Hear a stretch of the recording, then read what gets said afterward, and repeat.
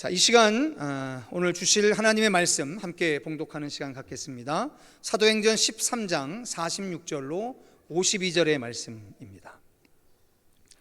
소진하신 성경과 앞에 화면을 참조하셔서 저와 함께 한 절씩 교독해서 봉독해 올리고 마지막 끝절은 합독하겠습니다.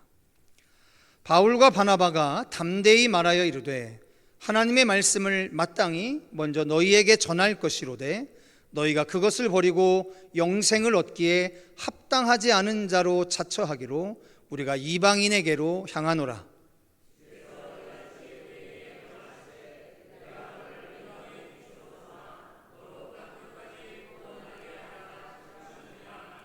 이방인들이 듣고 기뻐하여 하나님의 말씀을 찬송하며 영생을 주시기로 작정된 자는 다 믿더라. 이에 유대인들이 경건한 귀부인들과 그 신의 유력자들을 선동하여 바울과 바나바를 박해하게 하여 그 지역에서 쫓아내니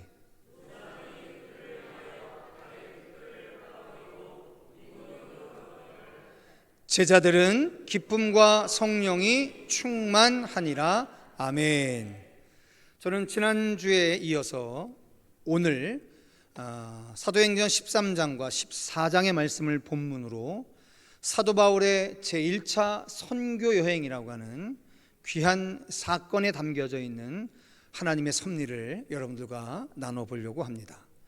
오늘은 그 두 번째 시간으로 기쁨과 성령이 충만한 삶이라는 제목으로 말씀을 전하겠습니다.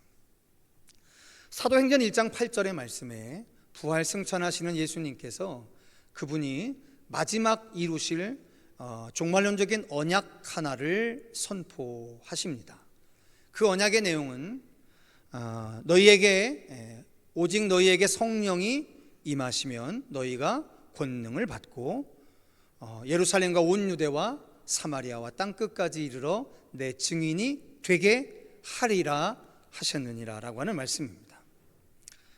즉 예루살렘으로부터 비롯되어진 이 세계 선교라고 하는 거대한 하나님의 종말론적인 약속은 안디옥 교회에 세우신 선지자들과 교사들에게 바울과 바나바와 바울을 따로 세우라 지시하시고 성령의 음성에 민감했던 그들이 금식하고 기도하고 안수하여 파송하면서 시작이 됩니다. 이 바나바와 사울이라고 하는 사람은 성령의 보내심을 받아서 선교 사역을 시작을 하게 됐던 겁니다. 그리고 잘 아시는 것처럼 그들은 안디옥을 떠나 살라미라고 하는 구브로, 지금으로 얘기하면 사이프러스라고 하는 섬이죠.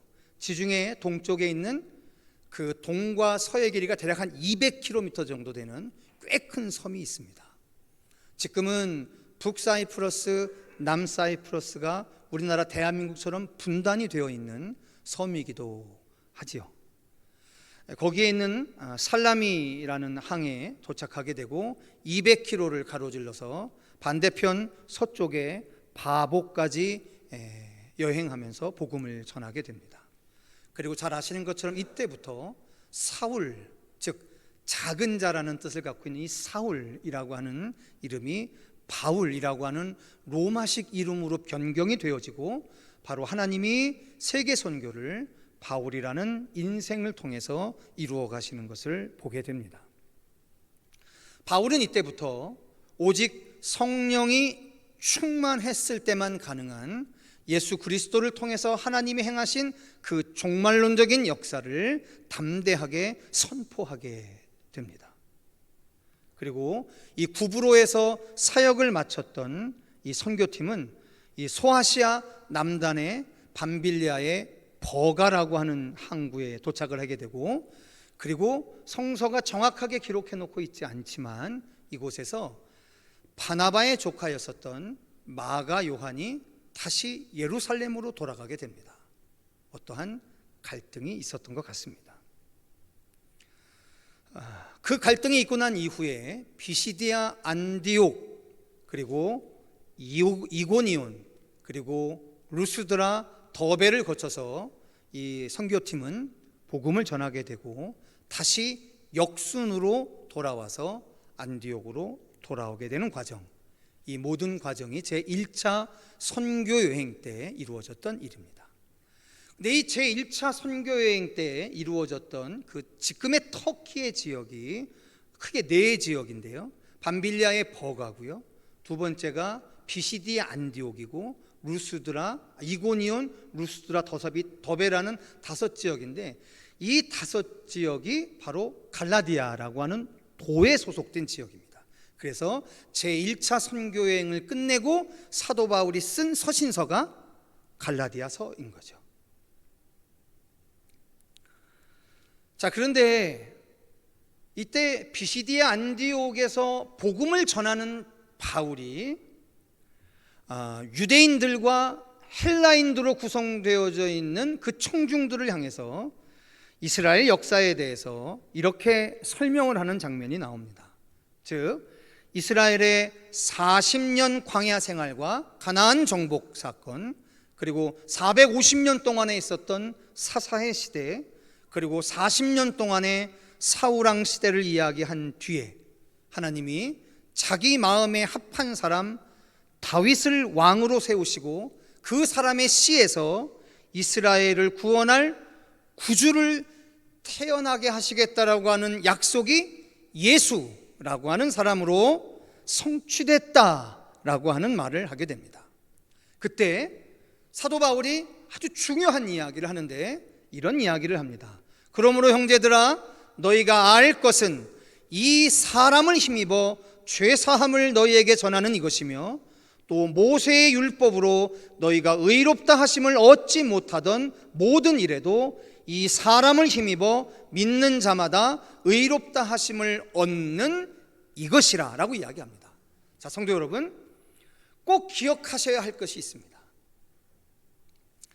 예수를 통해서 나타난 마지막 하나님의 구원의 섭리가 있기 전만 해도 이스라엘과 이스라엘의 후손들이 붙잡고 있었던 나름대로 구원의 끈은 뭐였냐면 모세를 통해서 선포되어진 율법이었어요. 율법이었습니다. 그런데 예수 그리스도의 십자가 사역 이후에 사도들과 그 이후의 속사도들과 제자들을 통해서 전하여지는 구원의 방편은 달라지기 시작하는 거예요. 그게 바로 뭐냐면 모세의 율법이 아니라 이제는 예수라고 하는 사람을 힘입어 죄사함을 얻고 영생을 얻게 된다라고 하는 이야기로 바뀌기 시작하는 겁니다. 왜 성도 여러분, 우리는 그런 경험이 있지 않습니까? 아무리 위대하고 아무리 탁월한 사람이라 할지라도 가까이서 지내다 보면 참 약점도 있고요, 비판받을 받은 일도 있고요, 뭐 이런 일들이 있는 것을 보게 되지 않습니까? 그래서 그 사람에 대한 존경도 멈추게 되는 경우가 많지 않습니까? 참 좋게 만났는데, 너무너무 내 인생에 유익이 될 것 같아서 만나서 교제했는데 한참 지나고 보니까 그 사람이 나한테 잘 어울리지 않는 사람으로 판결돼서 참 가슴 아픈 적이 있지 않습니까? 우리들은. 그래서 세상은 그렇게 얘기합니다. 머리 검은 짐승은 거두지 말라, 뭐 이런 이야기를 아무렇지도 않게 이야기합니다. 사람이 제일 신뢰하지 못하는 게 사람이 되어버렸어요. 그런데 성도 여러분, 우리가 분명히 기억하셔야 될 건 2000년 전부터 인류를 구원할 핵심이 뒤바뀌기 시작합니다. 그게 바로 뭐냐면 우리는 늘 궁금해요. 하나님의 아들 예수가 죽지 않으시면 우리는 구원받지 못하는 건지, 하나님의 아들 예수가 그렇게 오신 것보다 더 화려하게 오셔서 우리같이 믿음이 적은 사람들이 그 화려함을 보고 예수를 그리스도로 믿으며 그분을 따라가는 삶을 살아도 됐었을 텐데 그렇게 비참하게 죽어가는 방법밖에는 없었을까? 수많은 질문을 가지고 이제까지 예수를 따라 살아옵니다. 근데 성도 여러분, 아주 명백한 사실이 있습니다. 그게 바로 뭐냐면 인류의 구원의 마지막 절차는 예수라고 하는 인격을 전인격적으로 내가 수용하고 영접하는 것, 그것이 구원이 됐다라는 사실이에요.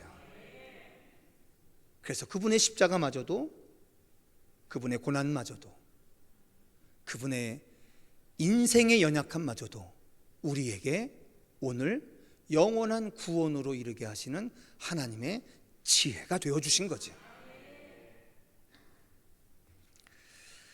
자, 근데 여러분 잘 아시는 것처럼 이 복음을 전하는 사도 바울과 바나바의 이 선교팀을 유대 교권주의자들이 방해를 하게 됩니다. 그리고 잘 아시는 것처럼 사도 바울은 여기에서 돌에 맞아 죽었다라고 사람들이 인정할 정도로 완전하게 죽음에 이르는 고난을 당하게 됩니다. 그래서 죽은 거라 확신하고 바깥에 내버렸는데 다시 하나님께서 사도 바울을 살리시고 역순으로 안디옥 교회에 돌아오게 하셨다는 거죠. 자, 근데 성도 여러분, 저는 오늘 이 첫 번째 사건에 담겨져 있는 세 가지의 귀한 이야기를 좀 나눠보려고 합니다. 좀 함께 은혜 받을 수 있었으면 좋겠습니다. 성도 여러분, 스데반 집사님의 순교 이후에 사도들을 제외한 제자들이 베니게와 구브로와 그리고 안디옥에까지 이르러 유대인에게만 복음을 전했습니다. 근데 그 중에 구브로와 구레네에 있는 몇 사람이 안디옥에 이르러서 헬라인에게도 복음을 전하기 시작했던 거죠. 자, 여러분 꼭 기억하셔야 합니다. 스데반 집사님의 순교 사건 이후에 소아시아 지역으로 흩어졌던 제자들이 맨 처음에는 누구에게만 복음을 전했냐면 유대인에게만 복음을 전했어요. 여전히 유대인들은 하나님의 마지막 섭리에 대한 저항을 하고 있었던 거예요. 이제까지는 하나님의 구원의 백성으로 살아가는 아주 배타적인 은혜를 누리고 있었던 삶의 방식이었었는데 종말이라고 하는 시대적 전환이 이루어지다 보니까 그 삶의 방식이요, 하나님의 마지막 섭리를 가장 깊이 방해하는 습관이 되어버리게 됐더라고요. 희한하죠? 그런데 구브로와 구레네, 그러니까 구브로가 바로 바나바의 고향이기도 하고, 그리고 지금으로 사이프러스라고 하는 땅이고, 구약 창세기서부터 기띔이라고 하는 지명이 바로 이 구브로라고 하는 땅에 있었던 문명권인 거죠. 근데 거기에서 있었던 사람들이 안디옥에 와서 헬라인에게도 전도를 했는데, 놀라운 사실은 그 헬라인들이 복음을 듣고 예수를 영접하게 된 거죠. 그래서 성도 여러분, 예루살렘 교회에서 그 얘기를 듣고 잘 아시는 것처럼 그 일을 확인도 할 겸 바나바를 파송하게 되는 거죠. 근데 바나바가 안디옥교로 파송되고 안디옥교를 섬기러 가는 도중에 다소에 머물고 있었던 사울을 데리고 가서 동역을 하게 되는 거예요. 자, 그런데 그 과정 가운데 예루살렘에서 온 한 선지자의 무리 중에 아가보라고 하는 사람이 예루살렘 교회에 기근이 들 거다라고 하는 이야기를 하게 됩니다. 그래서 성도 여러분, 혹시 사도행전 2장에 성령이 처음 오순절 마가의 다락방에 임했을 때 기록되어져 있는 이거를 꼭 기억하시는지 모르겠습니다. 믿는 사람이 다 함께 있어 모든 물건을 서로 통용하고 또 재산과 소유를 팔아 각 사람의 필요를 따라 나눠주며, 이렇게 기록이 됐습니다. 그렇죠? 그리고 여러분 또 잘 아시는 것처럼 베드로가 어느 날 나면서부터 안진뱅이 되었던 사람을 고치게 되는 장면이 나옵니다. 그 일이 있고 난 후에 베드로와 사도의 일행들이 핍박을 받게 되고 핍박을 이기는 과정 가운데 이런 말이 사도행전 4장에 기록된 적이 있습니다. 들어보십시오. 믿는 무리가 한 마음과 한 뜻이 되어 모든 물건을 서로 통용하고 자기 재물을 조금이라도 자기 것이라 하는 이가 하나도 없더라. 사도들이 큰 권능으로 주 예수의 부활을 증언하니 무리가 큰 은혜를 받아 그 중에 가난한 사람이 없으니 이는 밭과 집 있는 자는 팔아 그 판 것의 값을 가져다가 사도들의 발 앞에 두매 그들이 각 사람의 필요에 따라 나누어 줌이라. 할렐루야, 할렐루야. 그리고 여러분 잘 아시는 것처럼 바나바 또한 구브로에서 난 바나바가 원래 요셉이라는 이름을 갖고 있었던 사람인데 레위 지파였고, 그 또한 자기가 갖고 있었던 밭을 팔아 사도들 앞에 두었다라고 하는 기록이 3번이 기록이 되어 있죠. 자, 성도 여러분, 지금 3번이 반복되어진 이 기록은 무엇을 우리에게 이야기하려고 하는 것일까요? 간단합니다. 예수가 이 땅에 오시고 예수로 말미암아 교회가 세워진 지금 이스라엘이 그토록 원했던 희년의 질서가 성취되었다라고 하는 거예요. 안식년이 7번 지나가고 그 다음에 50번째 되는 희년이 되게 되면 여러분 기억하셨던 것처럼 그 50년 동안 때로는 능력이 없어, 때로는 사고 때문에, 때로는 무엇 때문에 하나님이 자기에게 주신 기업을 팔아먹거나 잃어버린 모든 사람들에게 50년이 되면 이유도 따지도 않고 조건도 따지지 않고 원래 하나님이 주셨던 그 사람을 향한 기업을 모두 다 공짜로 돌려주게 되어 있습니다. 그게 바로 우리가 레위기에서 묵상했던 하나님의 최고의 질서, 희년의 질서이거든요. 자, 이게 뭘 얘기하느냐? 예수로 말미암아 이 땅에 허락되어진 교회가 비로소 무엇을 가능하게 했다? 희년을 가능하게 했다라고 하는 거예요. 할렐루야. 그래서 성도 여러분, 교회의 일원으로 살아가는 우리들이 반드시 기억해야 할 것이 있습니다. 그게 바로 뭐냐면 오늘 교회 안에 들어와 교회의 일원으로 살아간다라고 하는 것이 무엇을 의미하느냐? 여러 가지 의미가 있겠지만 가장 강력한 의미가 바로 뭐냐면 내가 때로는 못나서 하나님이 나에게 주신 것을 잃어버린 인생이 될 수 있습니다. 무엇인가 상실한 인생이 될 수 있습니다. 그런데 내가 예수를 믿고 교회의 일원이 된다라고 하는 것은 나 때문에, 나의 부족 때문에, 나의 모자람 때문에, 나의 못 때문에 잃어버린 그 모든 것들이 희년의 질서로 하나님께서 허락하신 그 말씀의 능력으로 말미암아 회복되어질 수 있다라는 사실인 거예요. 아멘.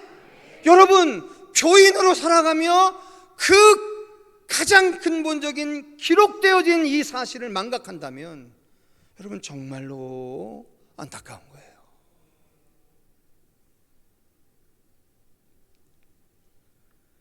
그리고 여러분들이 얼마 전에 읽으셨던 바로 이 바나바와 사울이 안디옥 교회에서 모은 돈을 가지고 예루살렘 교회로 가서 부조를 하는 장면이 나오잖아요. 성도 여러분, 교회 안에만 돕고 있었던 교회가 이제 비로소 바깥에 형제의 교회를 돕기 시작한 거예요. 왜일까요? 그게 희년의 질서이기 때문에. 작년에 우리 성도들께서 성탄절에 대략 한 500만 원에서 600만 원 사이에 귀한 헌금을 거둬주셔서 우리가 헌금을 거둘 때 약속했던 것처럼 우리 성도들 중에 어려움을 당하신 분들에게 여러분들이 헌금해 주신 헌금의 대략 한 2배 정도의 한 1,000만 원에 가까운 돈을 잘 흘려보냈습니다.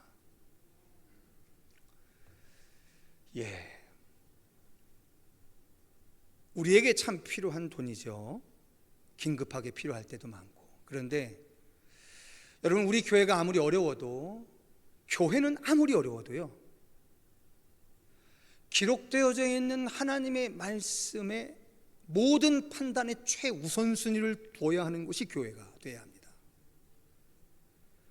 그렇지 않으면 교회가 계모임이 됩니다.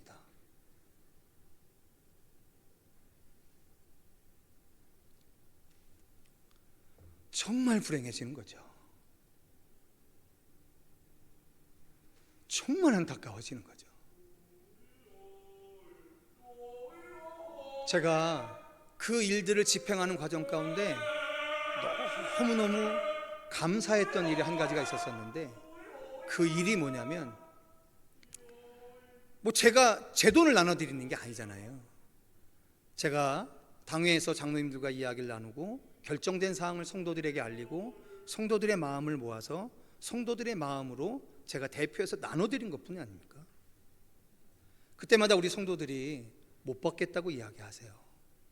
이렇게 큰 돈을 못 받겠다고 이야기하십니다. 근데 제가 한결같이 이렇게 설득시켰어요. 제가 드리는 게 아니고요, 우리 성도들이 하나님 말씀 붙잡고서 드리는 거예요. 받아주셔야 합니다. 그래야 복이 순환됩니다. 그래서 다 받으셨어요. 그러던 중에 어느 날 되게 웃긴 일이 있었어요. 저는 이제 장로님들이 주신 봉투를 가지고 이렇게 이제 줄 거를 하고서 이제 내 방에서 이렇게 있는데, 얘기를 다 끝나고서 이제 봉투를 주려고 봉투를 딱 꺼내는데 갑자기 그 봉투를 받으시는 우리 성도 한 분이 봉투를 또 지갑에서 꺼내시는 거예요. 그래서 내가 나한테? 그랬더니 그래요. 그래서 그러면 일단 줄 건 주대로 받고 받을 건 받읍시다. 그래서 받았어요. 그러고서 말을 안 하시길래 이 봉투는 뭐냐고, 나 주는 거예요? 그랬더니 아니래요. 그래서 제가 봉투를 이렇게 봤더니 꽤 큰 돈이 있어요. 감사원금이군요. 그랬더니 그렇답니다. 우리 성도들의 마음, 그 마음을 전해준 거에 몇 배 되는 감사원금을 아무런 선 이해도 없고 약속도 없었는데 챙겨와서 공교롭게 그날 주는 날 서로 주고받은 거예요. 그래서 저는 그 봉투 장로님한테 전달하고, 그때 제가 그랬어요. 잘 돼가는 교회다. 진짜 잘 돼가는 교회다. 성도들은 못 줘서 안달이고, 또 그것을 받는 우리 성도들은 또 감사한 마음 표하지 못해서 난리고, 참 교회 잘 돼간다. 네네. 그러고 말았습니다. 성도 여러분, 맞지 않습니까? 우리 그것 때문에 하나님이 주시는 거 아닙니까? 그래서 여러분 허락하시면 우리 7월 첫째 주가 맥주 감사 주일이잖아요. 우리 장로님들은 그 맥주 감사 주일날 나오는 그 헌금 가지고 이 재정에 쓸 게 되게 많거든요. 되게 막 그냥 마음을 졸이시고 얼마 나올까 궁금도 하시는데, 만약에 우리 성도들께서 허락하신다면 그날 우리 이제까지 했던 감사헌금의 한 2배 정도 해서, 지금 우리 성도들 중에 어려움을 당한 분들이 많으신데 또 그렇게 우리 성도들을 섬기는 일을 하면 얼마나 좋을까라는 생각도 개인적으로 해보게 됩니다. 여러분, 나중에 결정해서 직원회의 때 이 이야기를 나누고 결정이 되면 우리 7월 첫째 주 맥주 감사 주일에 또 그렇게 해서 잘 진행할 수 있었으면 좋겠습니다. 성도 여러분, 왜냐? 교회는 신연의 질서가 지배하는 곳이기 때문에 주님 오시는 그날에까지 우리 교회가 세상을 균등케 하는 거룩한 사명을 결코 잃지 아니하기를 주님의 이름으로 축원합니다. 또한 성도 여러분, 바나바의 주도 아래 시작된 안디옥 교회였었습니다. 그런데 여러분 기억하시는 것처럼 밤빌리아 버가로 갔을 때 바나바의 생질 조카였었던 마가 요한이 어떤 이유 때문에 돌아와요. 그리고 제2차 선교여행 때 보면 바나바와 바울이 이제 바울과 떨어져서 별도로 부부로 섬에서 목회를 합니다. 그래서 지금도 사이프러스에 가면 바나바와 조카 마가 요한이 목회했던 교회가 있고요. 그리고 거기에 바나바의 묘지가 지금 남아 있습니다. 근데 여러분 더 웃긴 게 뭔지 아십니까? 그곳에서 바보로 가는 그 여정에 라나카라고 하는 지역이 있는데 거기에서 누가 목회를 하고 있었어요. 그 제1차 선교여행 때 바나바와 바울이 그 사람을 만났습니다. 그게 누군지 아십니까? 아니요. 마리아와 누구죠? 마리아의 누이 마리아, 마르다, 그의 오라버니 나사로가 죽었다 나흘 만에 살아나잖아요. 살아나고 난 후에 그분이 구브로섬 라나카라고 하는 지역에서 목회를 합니다. 지금도 그 기념교회가 남아있어요. 참 거룩한 여정입니다. 근데 여러분 희한하지 않습니까? 바나바와 사울이 결국은 갈라지는 거잖아요. 싸워서 서로 제각기의 길을 가는 거잖아요. 근데 오늘 성경이 그것을 그대로 기록해주고 있다라고 하는 겁니다. 그리고 우리에게 오늘 분명히 이야기하는 바가 있어요. 성도 여러분, 하나님의 일을 한다라고 하는 것이 다툼이 없을 거다, 그렇게 생각하시면 안 됩니다. 하나님의 일을 하는 과정 가운데 다툼이 있기 때문에 이것이 잘못된 것이다, 꼭 그렇게만 생각할 일은 아니다라고. 바울의 제1차 선교여행 안에 아주 명백하게 기록되어져 있는 이 바나바와 사울, 더더군다나 여러분 생각해 보십시오. 사울은 바나바 때문에 발탁된 사람 아닙니까? 그런데 앞뒤가 바뀌어지는 이 과정을 성서는 고스란히 기록해주고 있다라고 하는 겁니다. 주객이 전도되어지는 것 같은 그런 일들이 있다라고 하는 겁니다. 자, 이 분명한 기록을 통해서 우리에게 가르쳐주는 바가 하나가 있습니다. 성도 여러분, 싸우고 안 싸우고의 문제가 아닙니다. 누가 주도권을 행사했느냐의 문제가 아닙니다. 오늘 사도행전의 저자는 묵묵히 무엇을 기준으로 해서 이 기록을 담담하게 우리에게 기록해 전해준 거냐면, 우리의 판단보다, 우리의 모든 생각보다 하나님의 선택, 하나님의 주도하심이 우선이었기 때문에 이 선교 여행 가운데 있었던 이 인간적인 갈등의 문제 또한 담담하게 선교의 역사로 그대로 기록하게 했다라고 하는 사실이에요. 성도 여러분, 혹시 말입니다, 하나님의 일을 하시면서 동역자들과 갈등이 있으신 분들 있으실지 모르겠습니다. 힘들고 애쓰심이 있는 분들이 계실지 모르겠습니다. 네, 성도 여러분, 그 일들로 말미암아 하나님의 일을 하시는 것을 멈추시면 안 됩니다. 여전히 하나님이 부르신 그 일들에 끝까지 순종하여 살아가는 것, 그 결과 예루살렘으로 돌아갔던 그 마가, 사울에 의해서, 바울에 의해서 배제됐던 그 마가가 여러분 잘 아시는 복음서의 원복음이라 일컬어지는 마가복음의 저자가 되는 것 아니겠습니까? 각자의 몫이 있습니다. 각자의 역할이 있는 거죠. 그 모든 것이 하나님의 주도하심이 있는 거고 하나님의 선택이 있는 거죠. 인간적인 갈등, 하나님의 일을 하면서 일어나는 인간적인 갈등에 여러분들이 오늘 걸어가는 하나님의 길을 결코 포기하지 아니하시는 여러분 되시기를 주님의 이름으로 축원합니다. 마지막 한 가지만 하겠습니다. 성도 여러분, 지금까지의 일들을 주도하였던 사람들에게 나타나는 공통점이 하나가 있었습니다. 그것이 바로 뭐였냐면 성령에 민감했다라고 하는 겁니다. 나면서부터 안진병이었던 사람을 고치자 무슨 권세와 누구의 이름으로 이 일을 행하느냐라고 하는 대제사장의 질문이 있었습니다. 그때 베드로가 성령이 충만하여 이렇게 대답합니다. 이에 베드로가 성령이 충만하여 이르되 백성의 관리들과 장로들아, 만일 병자에게 행한 착한 일에 대하여 이 사람이 어떻게 구원을 받았느냐고 오늘 우리에게 질문한다면 너희와 모든 이스라엘 백성들은 알라. 너희가 십자가에 못 박고 하나님이 죽은 자 가운데서 살리신 나사렛 예수 그리스도의 이름으로 이 사람이 건강하게 되어 너희 앞에 섰느니라. 이 예수는 너희 건축자들의 버린 돌로서 집 모퉁이의 머릿돌이 되었느니라. 다른 이로서는 구원을 받을 수 없나니 천하 사람 중에 구원을 받을 만한 다른 이름을 우리에게 주신 일이 없음이라 하였더라. 아멘. 성령이 충만해서 이런 얘기합니다.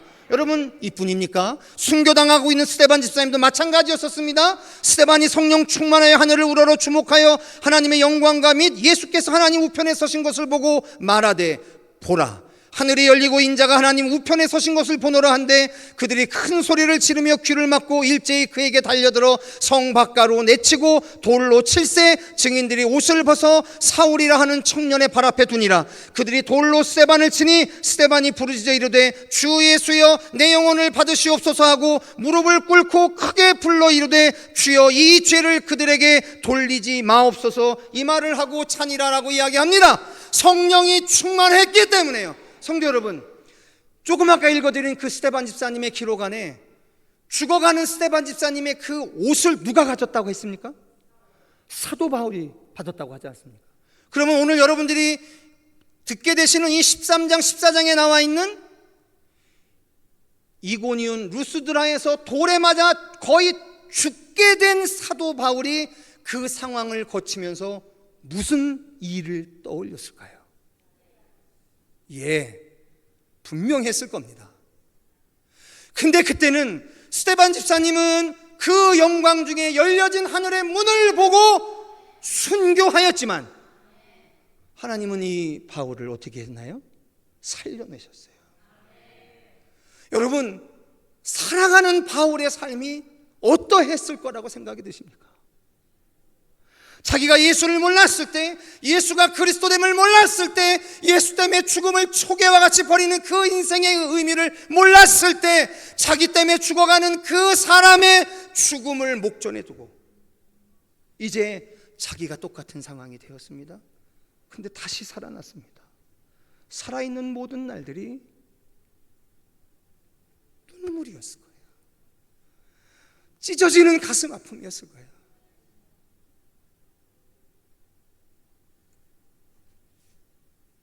그런데 성도 여러분, 본격화되어지는 세계 선교도 성령의 음성에 민감했던 안디옥 교회를 통해서 비롯되어 오고 있는데요.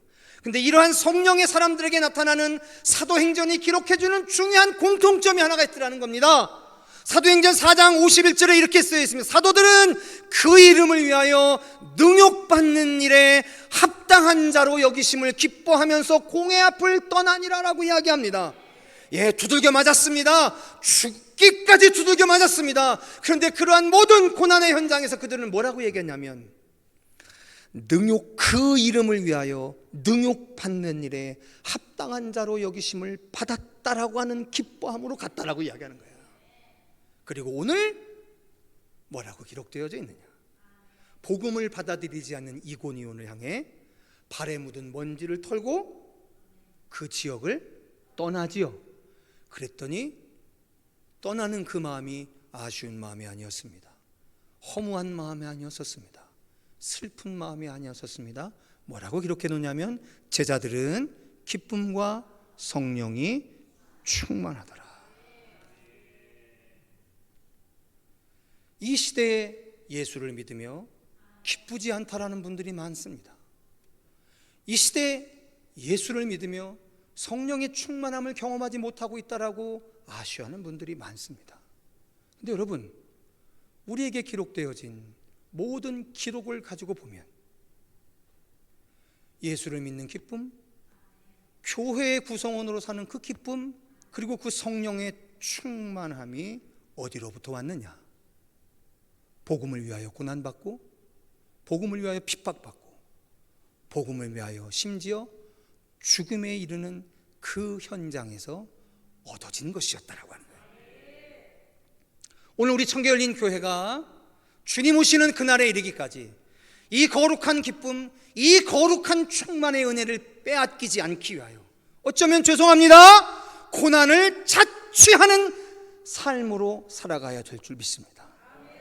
우리에게 쌓여지는 모든 교만의 탑들은 다 무너뜨리게 하시고, 오직 흐르고 흘러서 하나님이 필요하다 여기는 곳에 흘러 넘치게 할 수 있는 그런 거룩한 복의 통로 되실 수 있기를 주님의 이름으로 축원합니다.